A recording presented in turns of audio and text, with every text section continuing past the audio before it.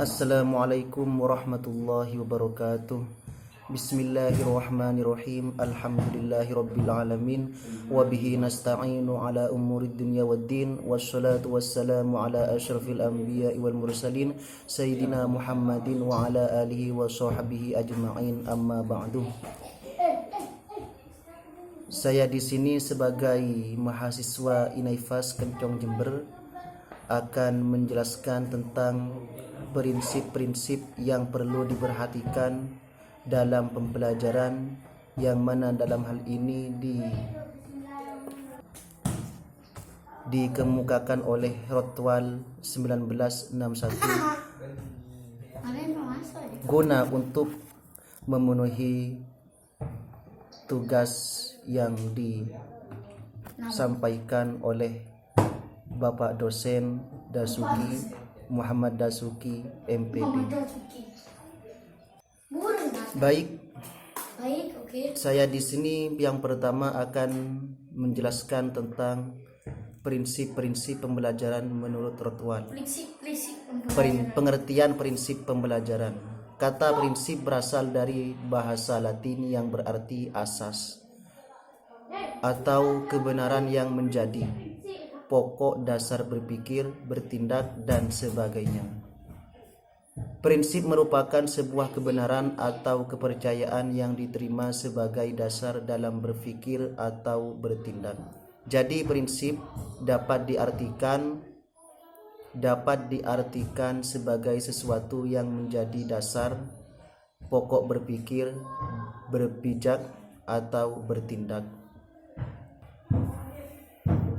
Sedangkan kata pembelajaran adalah suatu aktivitas atau proses mengajar dan belajar. Pembelajaran merupakan proses komunikasi dua arah, mengajar yang dilakukan oleh pihak guru dan belajar dilakukan oleh peserta didik. Jadi prinsip-prinsip pembelajaran adalah landasan berpikir, landasan berpijak dengan harapan tujuan pembelajaran tercapai dan tumbuhnya proses pembelajaran yang dinamis dan terarah.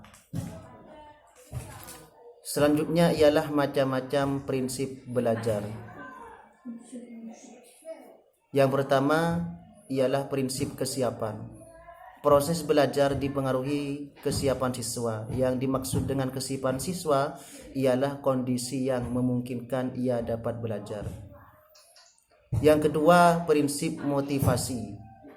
Tujuan dalam belajar diperlukan untuk suatu proses yang terarah. Motivasi adalah suatu kondisi dari pelajar untuk memperaksai kegiatan, mengatur arah kegiatan itu, dan memelihara kesungguhan. Dan yang ketiga, prinsip persepsi. Seorang cenderung untuk percaya sesuai dengan bagaimana ia memahami suatu situasi. Persepsi adalah interpretasi tentang situasi yang hidup.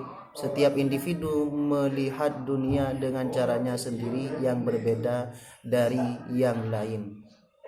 Persepsi ini mempengaruhi perilaku individu. Dan yang keempat ialah persepsi tujuan.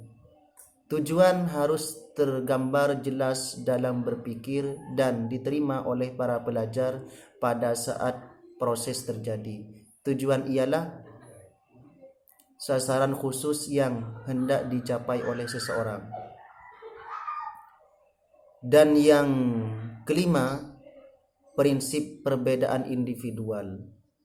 Proses pengajaran semestinya memperhatikan perbedaan individual dalam kelas dapat memberi kemudahan pencapaian tujuan belajar setinggi-tingginya. Pengajaran yang hanya memperhatikan satu tingkat sasaran akan gagal memenuhi kebutuhan seluruh siswa. Selanjutnya yang kelima ialah prinsip transfer dan retensi. Belajar dianggap bermanfaat bila seseorang dapat menyimpan dan menerapkan hasil belajar dalam situasi baru.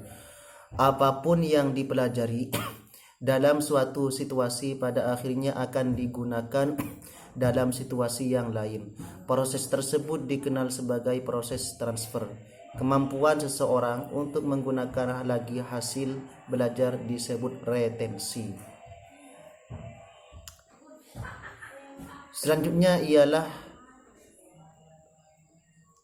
prinsip belajar kognitif. Belajar kognitif melibatkan proses pengenalan dan penemuan. Belajar kognitif mencakup asosial antar unsur, pembentukan konsep, penemuan masalah dan keterampilan memecahkan masalah yang selanjutnya membentuk perilaku baru, berpikir benar, bernalar, menilai dan berimajinasi. Selanjutnya ialah prinsip belajar afektif. Proses belajar afektif seseorang menemukan bagaimana ia menghubungkan dirinya dengan pengalaman baru. Belajar afektif mencakup nilai emosi, dorongan, minat dan sikap. Dan yang ketujuh ialah prinsip belajar evaluasi. Jenis cakupan validitas evaluasi dapat mempengaruhi belajar proses belajar saat ini dan selanjutnya. Pelaksanaan latihan evaluasi memungkinkan bagi individu untuk menguji kemajuan dalam pencapaian tujuan. Dan yang terakhir ialah prinsip belajar psikomotor. Proses belajar psikomotor individu menentukan bagaimana ia mampu mengendalikan aktivitas ragawinya. Belajar psikomotor mengandung aspek mental dan fisik. Ya, mungkin itu yang dapat saya sampaikan. Kurang lebihnya dari saya mohon maaf yang sebesar-besarnya. Wassalamualaikum warahmatullahi wabarakatuh.